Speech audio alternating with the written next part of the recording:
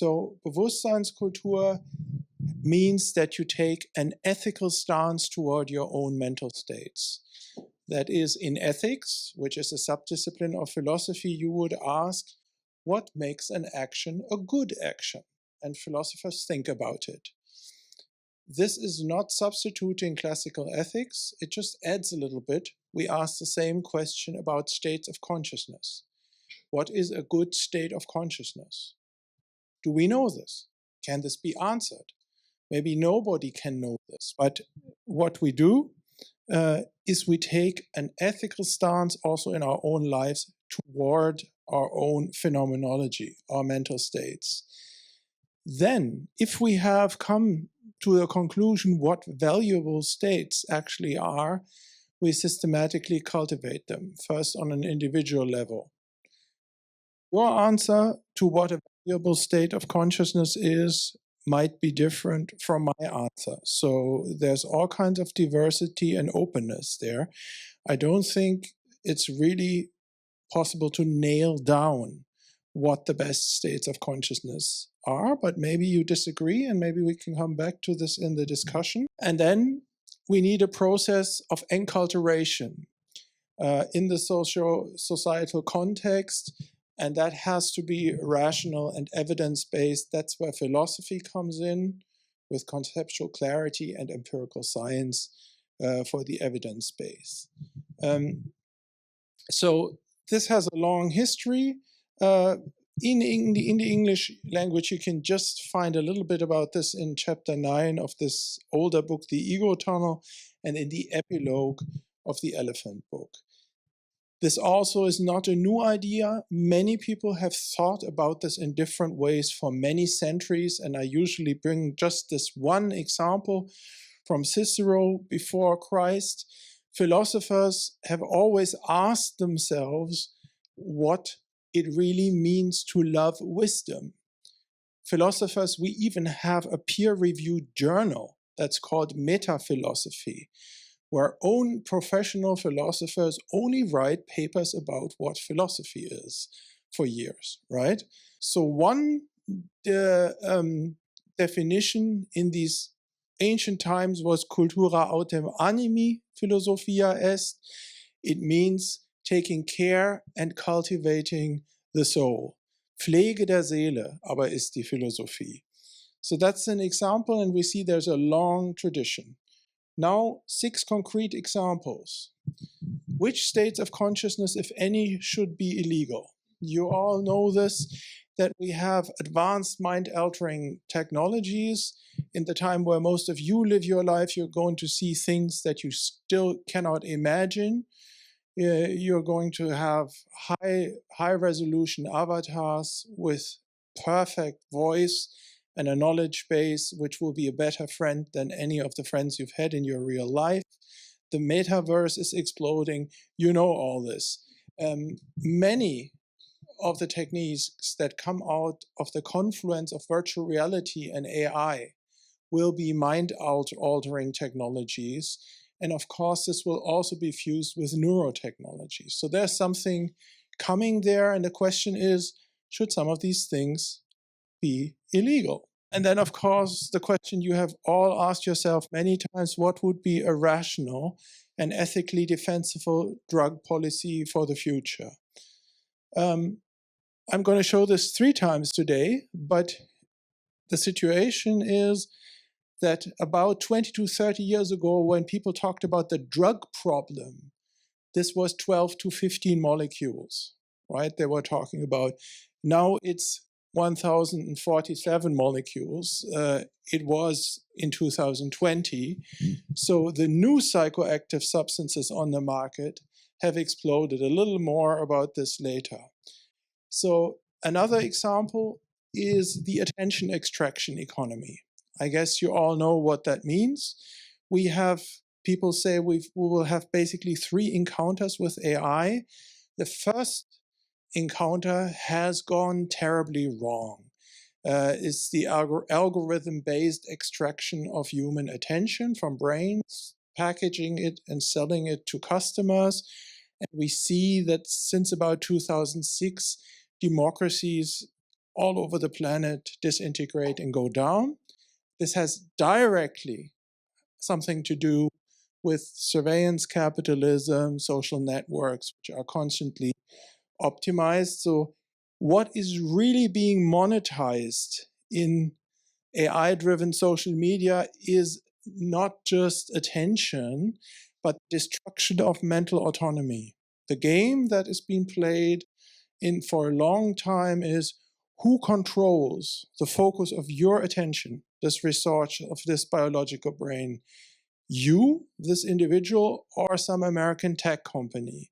That's the game, and you know who's losing and you know who's winning. You all know it. That is a topic for Bewusstseinskultur. Third example, animal ethics. This is a great year. You hear a lot about Immanuel Kant in 2024. He who is cruel to animals becomes hard also in his dealings with man. We can judge the heart of a man by his treatment of animals. So what states of consciousness, if any, can we force upon animals, non-human animals? That's a typical question of Bewusstseinskultur, of the ethics of consciousness. Now, I don't know, you all know what synthetic biology is, but maybe some of you haven't heard this concept of synthetic phenomenology. Another question is, what states of consciousness, if we get into the vicinity, should we force upon machines? That's a related question, actually. And I could easily give you 3 talks on this, because in 2020, I have demanded a global moratorium until 2050 because I'm very nervous. Some people in my research community, in the consciousness community, would have no hesitations of creating artificial consciousness, and there's a high risk of creating artificial suffering.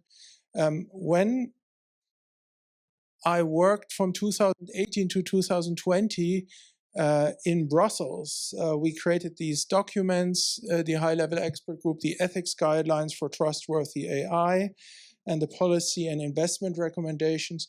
And this was an issue that was completely banned. The industrial lobby didn't want it because they thought it ruins markets and it makes customers nervous.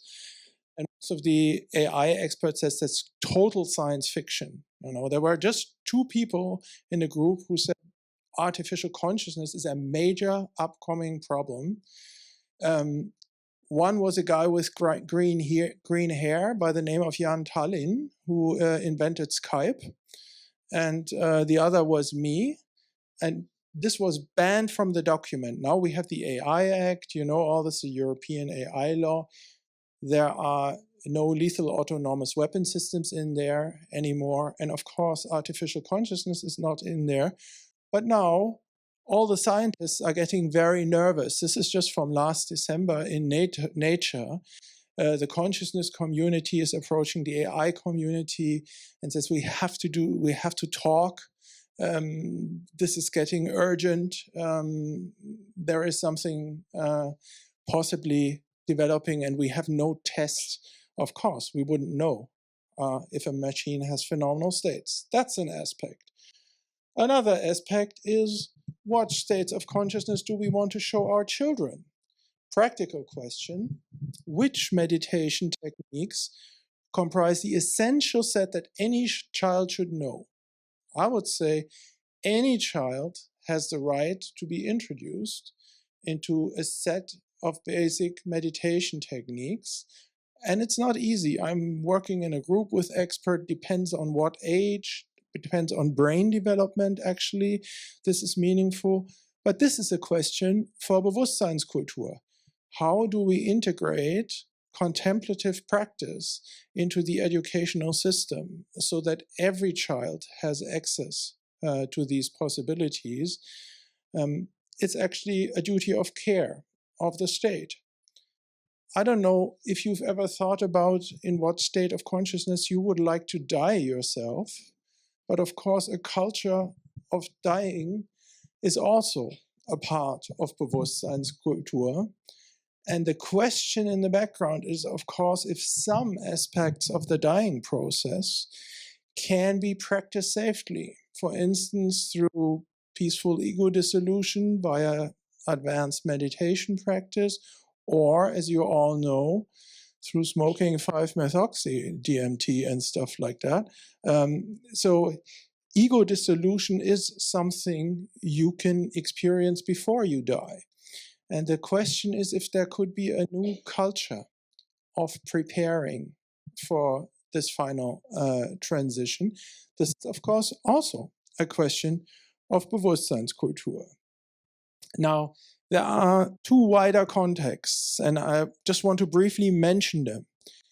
One is that we are, as you all know, escalating planetary crisis. I don't know if some of you have had these thoughts that I have.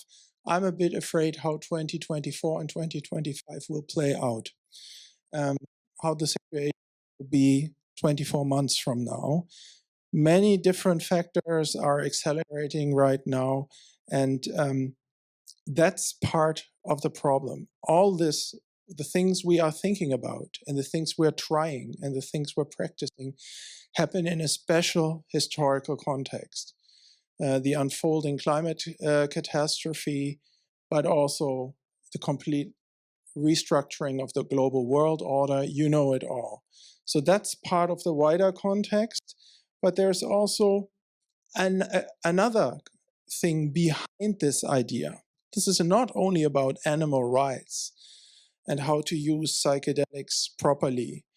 There is a bigger question in the background, namely if anything like a secular spirituality could actually exist. That's a great difference between the psychedelic scene in Europe and that in America, because the last time Henrik and I met in medicine in the US, we saw that what is called the psychedelic renaissance looks very different in the US, and nobody likes the idea of a secular spirituality there. Very evangelical, you know. So there are cultural differences here. I have annoyed a lot of people by saying three things. The opposite of religion is not science, but spirituality. The ethical principle of intellectual honesty, intellektuelle Redlichkeit, can be analyzed in a special case of practice of the spiritual stance. And in the purest form of spirituality and science, they come from the same, more normative root. A little more about this in the book. I'm not going to go into it. Those people who are interested in this, there's an open access paper on the web called Spirituality and Intellectual Honesty, where you can also read this in English. So one word, and Kant again, about intellectual honesty, and then I will not speak about this anymore today. So intellectual honesty is a very simple thing. It's just the intention to be radically honest with yourself, nothing else. It's something very simple, everybody understands. So called it the sincere intention of being honest towards oneself in his work Die Religion in den Grenzen der bloßen Vernunft, 1793. And the interesting thing is you don't always have to manage. You know, we don't manage to be honest with ourselves. I don't. But you should at least have the intention and the sincerity of the intention. That's what counts. And that nobody, you cannot fake it. Either you have that sincerity or you don't. So in the old days, he's even said that's the idea of the moral good in its absolute purity. Die Idee des sittlich Guten in seiner absoluten Reinigkeit. That's how it was called at the time. And I think this is lacking in two major social movements. It's lacking in the gigantic movements, spiritual movements around the planet, but it's also lacking in parts of the climate movement. But that would be another talk. Here's a more modern version of what intellectual honesty is. Ludwig Wittgenstein. Was sich überhaupt sagen lässt, lässt sich klar sagen, und worüber man nicht reden kann, darüber muss man schweigen.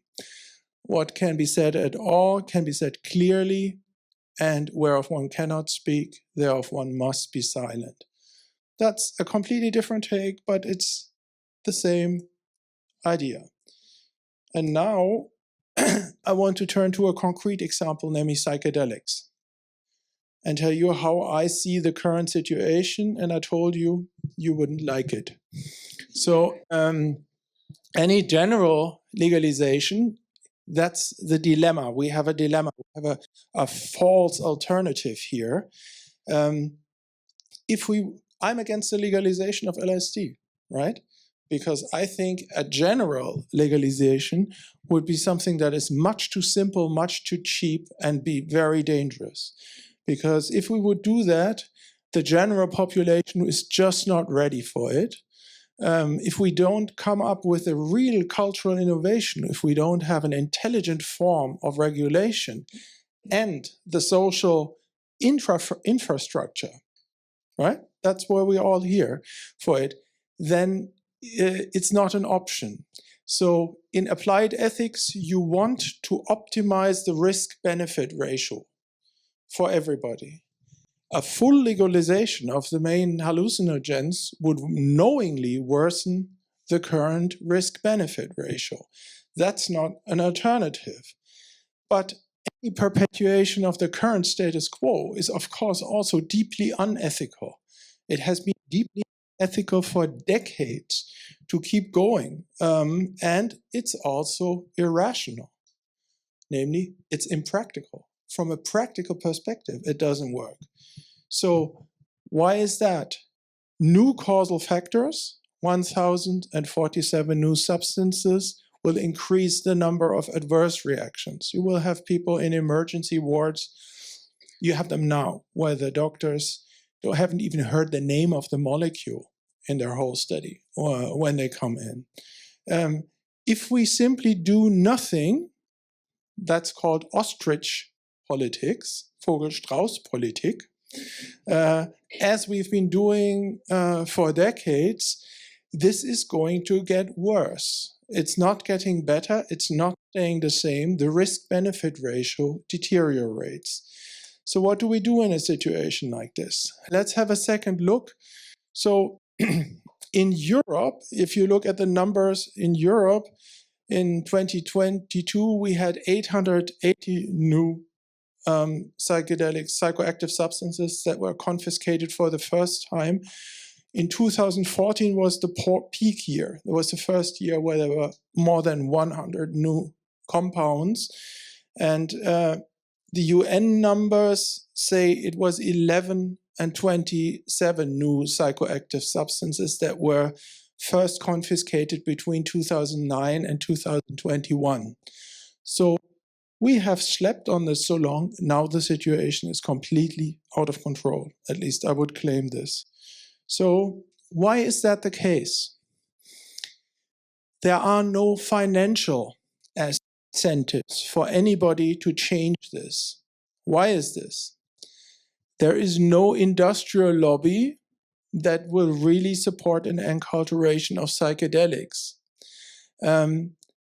Another thing is that the overall prevalence levels of LSD have been, most people don't believe it, because it's people who are just taking a lot right now in their lives.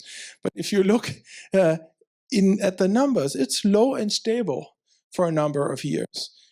Those people in the drug community that take substances like LSD, 2CB, psilocybin, is a very, in every new generation that comes, it's about 1%. And it doesn't change much. You cannot make money with these people. You know, it's just no market. You see it here. It's, for instance, for mushrooms and LSD, it's below 1% for a long time.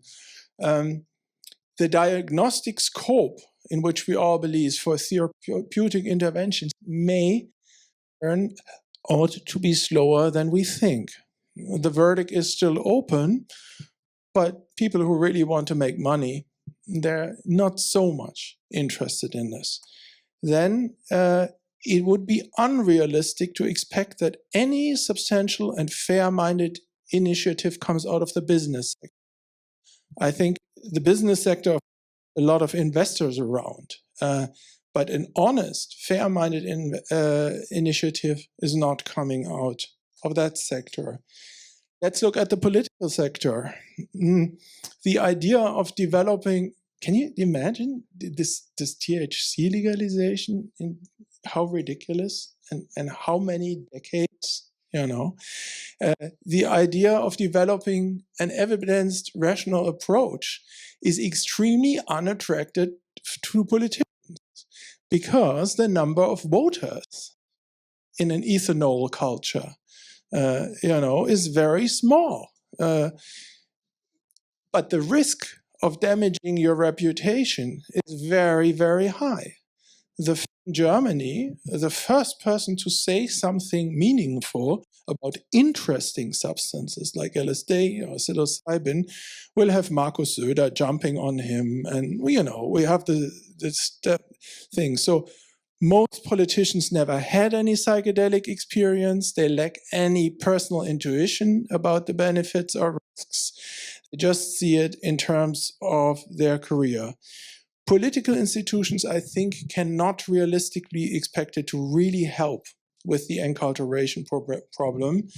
And it would be really naive, I think, that the necessary form of cultural innovation comes out of the governmental sector.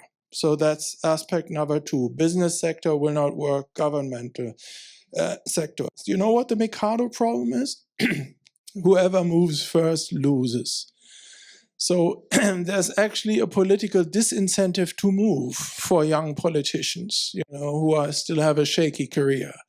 On the other hand, there is this ongoing constant emergency, right?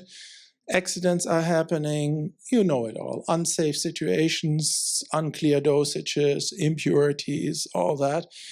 And it gets worse, but all these personal tragedies, which never show up in any official statistics, and the psychiatric suffering caused by untreated adverse reaction, is the price we pay. And that price for politicians is a rational price to pay. It's not that people haven't thought about it, but for decades, they pay the price with those people who end up in psychiatry or get more serious problems for their own career. So there is a positive reward for cynicism in the field of drug policy, I claim. There's an actual incentive to act unethical for politicians. Knowingly sacrificing the well-being of mostly younger citizens in the favor of safety of one's own political career is a stable, risk-reducing strategy for politicians who want to get somewhere. So it's not going to come from there. Now, the general population. I live far away in the countryside. I talk to game wardens and farmers. They lack any personal intuition about what this could be or how good could this be.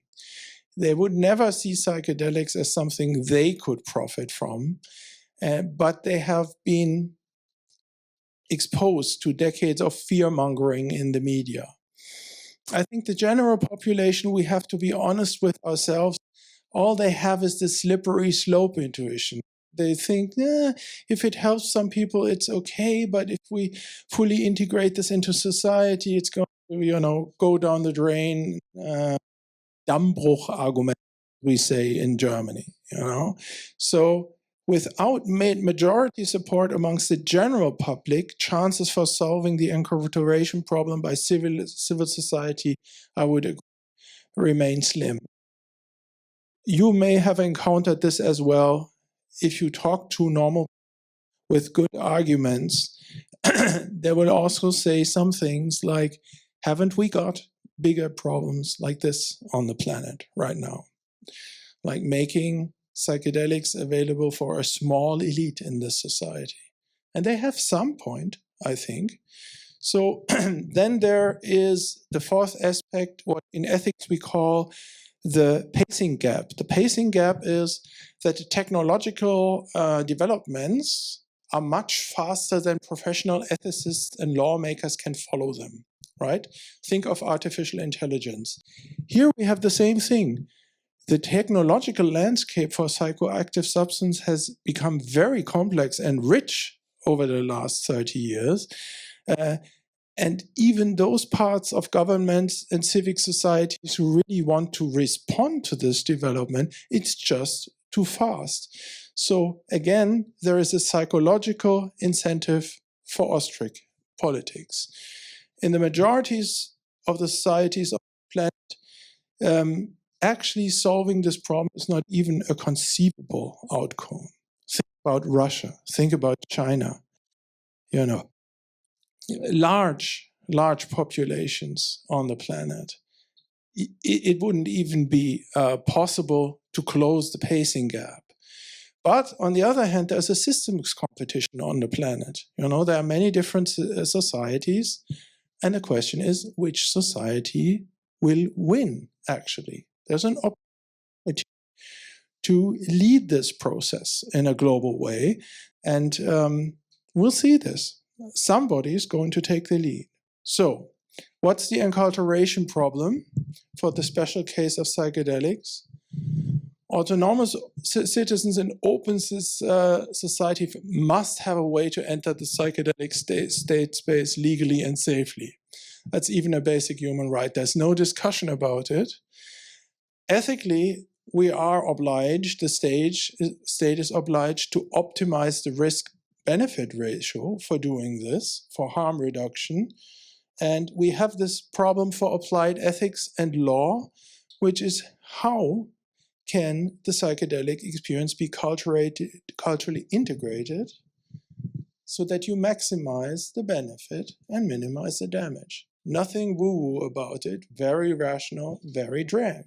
How do you integrate this technology so you maximize the benefit and minimize the damage? So there are deeper issues. I think Christoph Bublitz in Germany has argued this. There should be a human right to mental self-determination in our constitution. Think about the discussion about the cannabis legalization again. How realistic is this? That just because it's an important idea and a rational idea, this will ever get into our constitution. So we have a socio-cultural gridlock. At the same time, we have time pressure. You know, there's this large number of new substances and global society is just not ready for it. And I have an empirical prediction.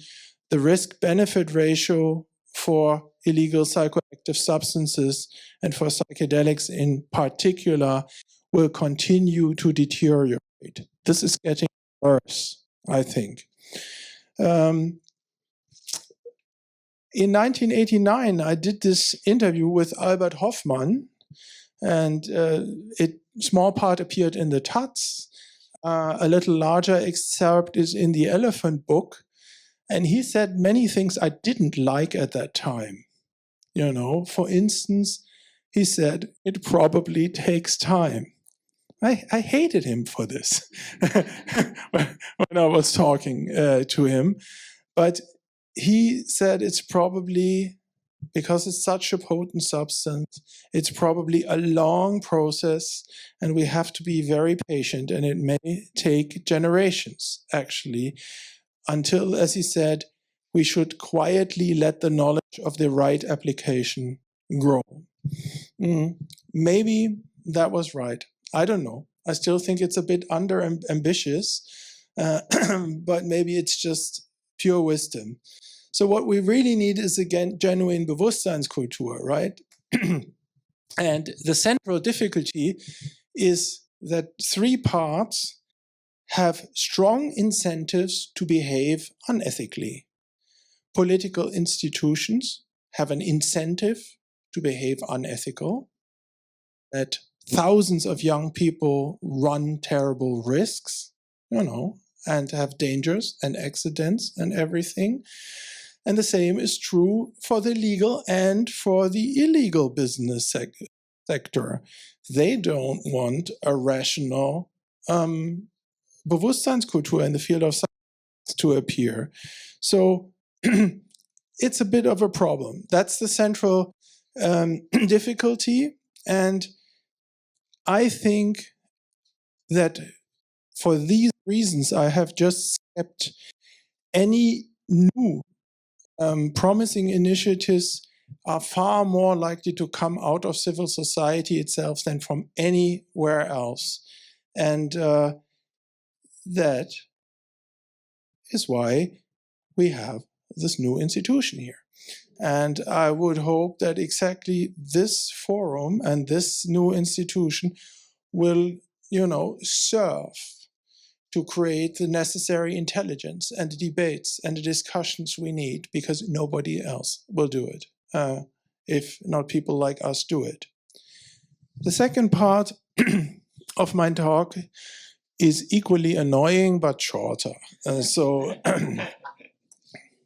What is insight? This thing is called the Insight Forum, right?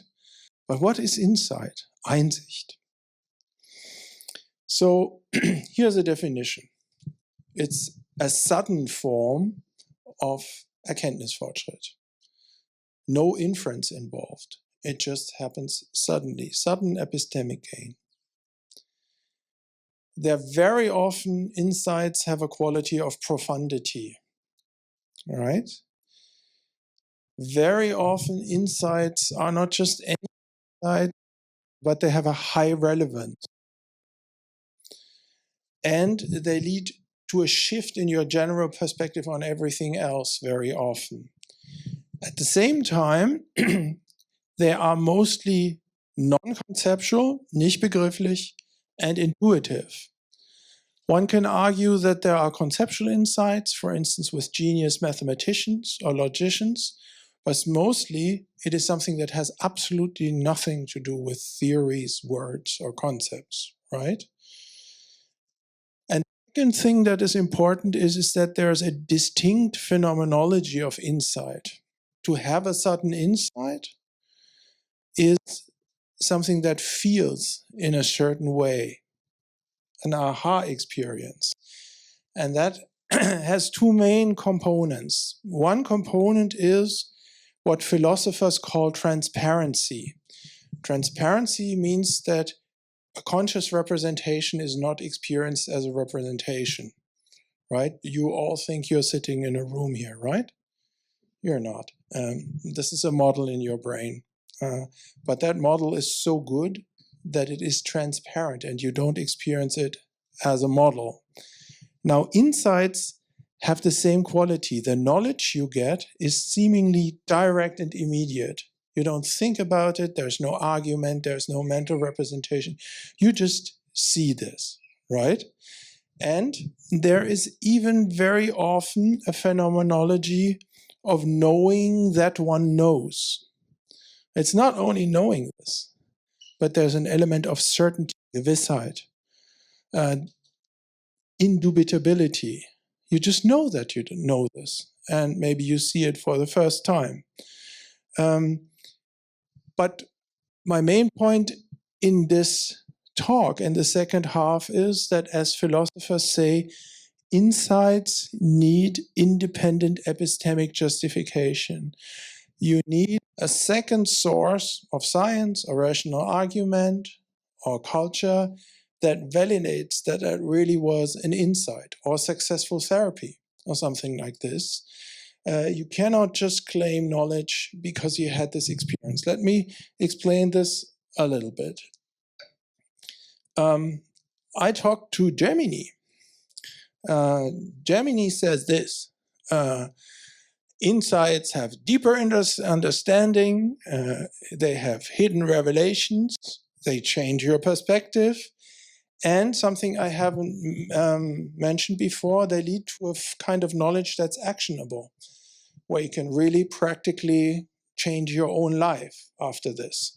So that's what the AI says. And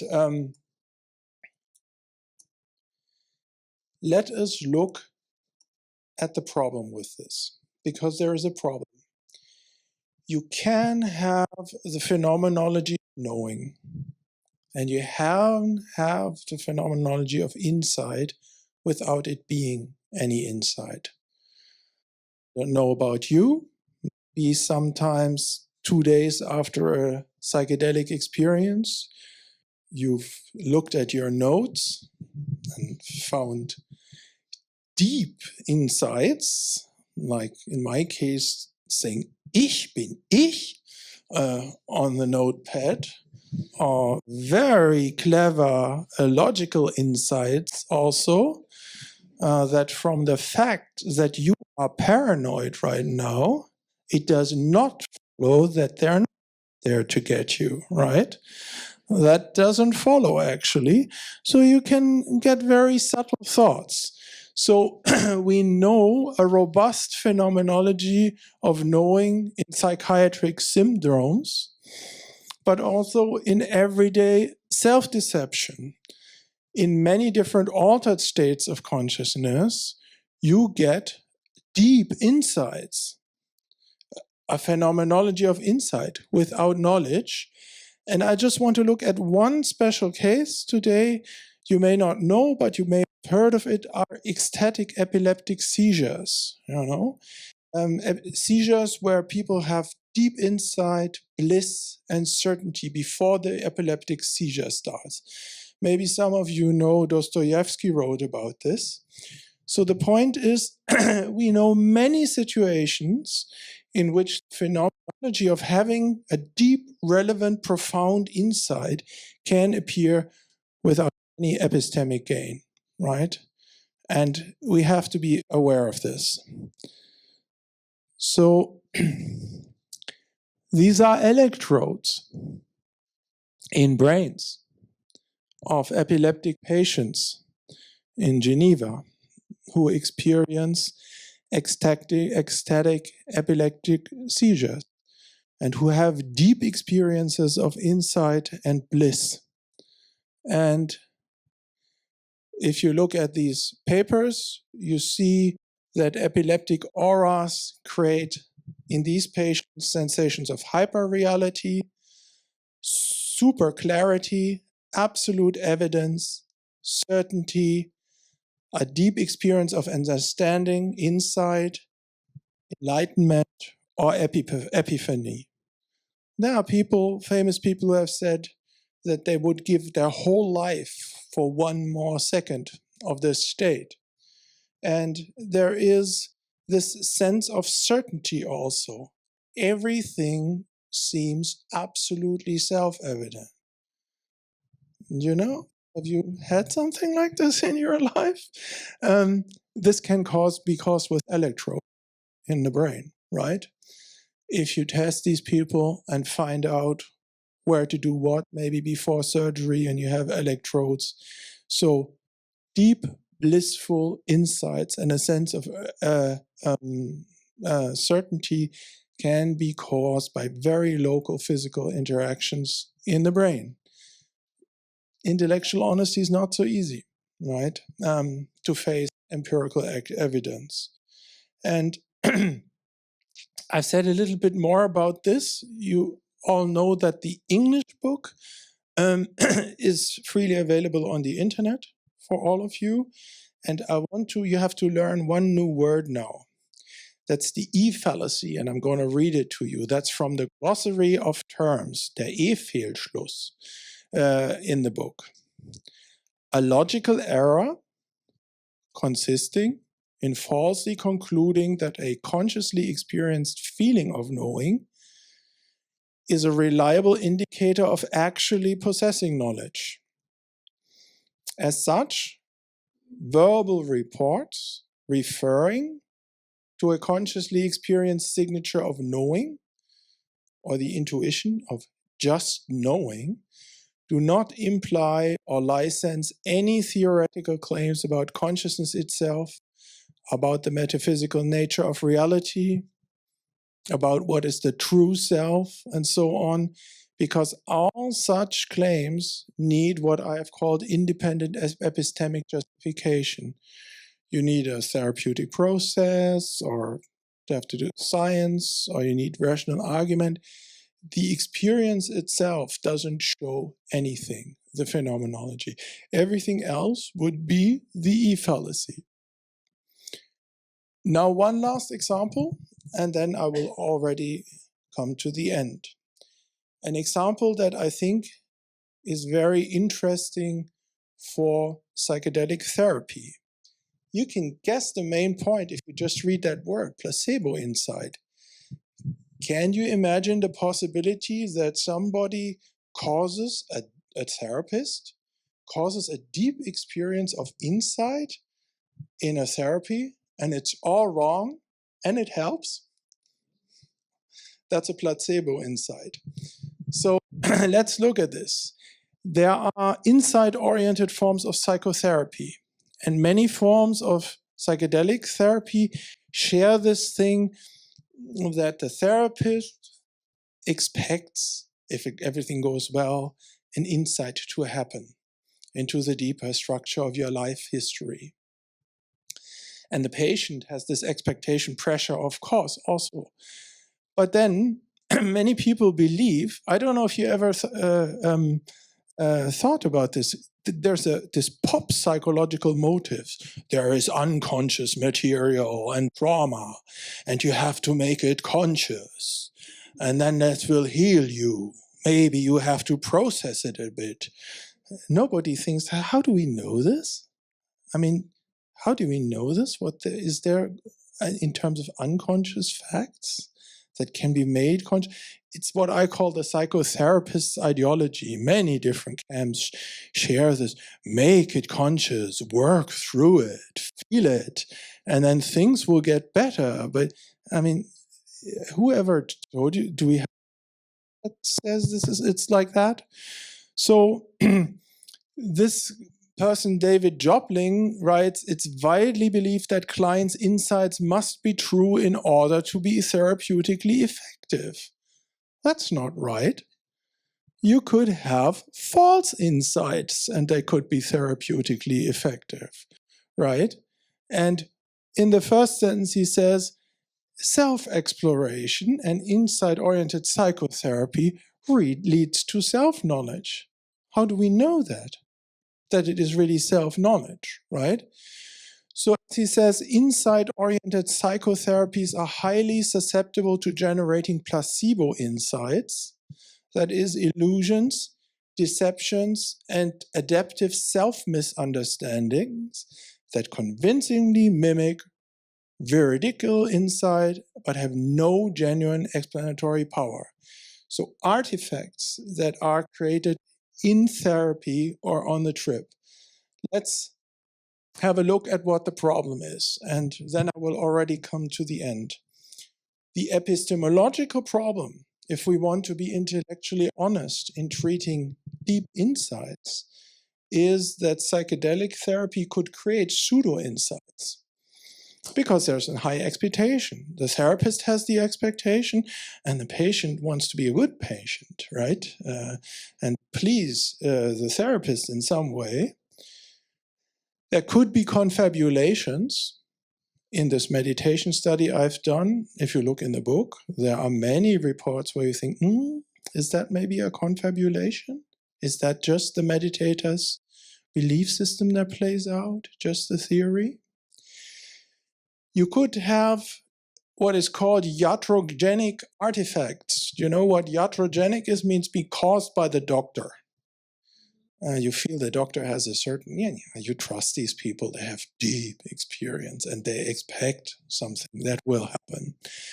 And therapeutic artifacts would be things that patient and therapist create together in the process of psychedelic therapy and trying to process it, artificial insights. And the only point I wanted to bring home today is this could be phenomenologically indistinguishable. It might feel absolutely real. And it might be exactly the same on the basis of inner experience. And that is that such pseudo-insights and illusions of self-knowledge could actually be therapeutically beneficial. you know, like religion. There's a long tradition, the Christian church. And they could actually be, from a theoretical point of view, explanatory fictions. We want to understand, why is all of this so good?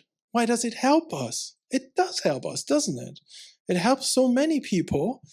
And then we have an explanation, the insight that we have so deeply experienced. But maybe what explains the success of psychedelic therapy is not the insight phenomenology. Maybe it's something else in the process. So I think we have to be very careful there.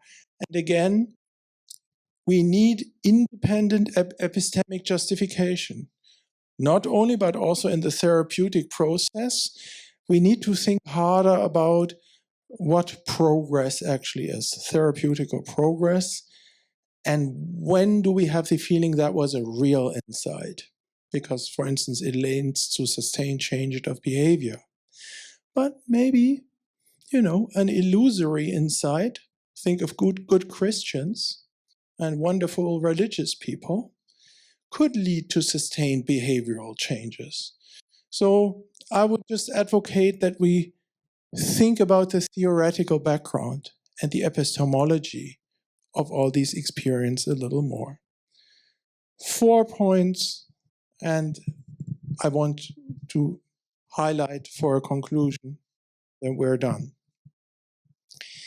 So, first point, what really causes the planetary crisis we all witness is the deep structure of the human mind. That's what causes it. You know, that is also what brings about political surface phenomena. And we have to look at this structure more carefully, but not only from a scientific or philosophical point of view, but using these transrational methods also will play a role in the Insight Forum, right? We have to take as many camera angles as possible. And a systematic exploration of altered states of consciousness is, of course, a way of gaining non-conceptual knowledge about the deep structure of the mind. But the question is, how do we epistemically justify this? We need, I guess, a back and forth between science, philosophy, and real practice. The most valuable states of consciousness, I think, may emerge in contemplative and psychedelic practice, but only if it is in an ethical context, if the context is actually to improve the common good and do something for other people, to alleviate human suffering, for instance. So the second point in my conclusion is there is a normative dimension. There's an ethical dimension to this whole thing we're talking about here. My third point today and I won't go into this again, there are some deeper questions in the background. It's not as easy as it looks. So as I have sketched in the second part of this talk, there are, for instance, some serious epistemological and methodological issues in the background. For instance, in developing tools of psychotherapy. It's not so easy. We need a little bit of theory about, for instance, what is an insight and what does insight-oriented psychotherapy really mean. So there is some deep water there, and the last point would be that the central difficulty for the special case of a Bewusstseinskultur of psychedelics is that the political institutions and both the legal and illegal business sectors have strong incentives to act unethically. They will not help. If that is true, the cultural innovation has to come out of the civil society factor. And that, I think, is why this new institution is so very important, because it can channel and create the platform for this civil society innovation. Thank you very much.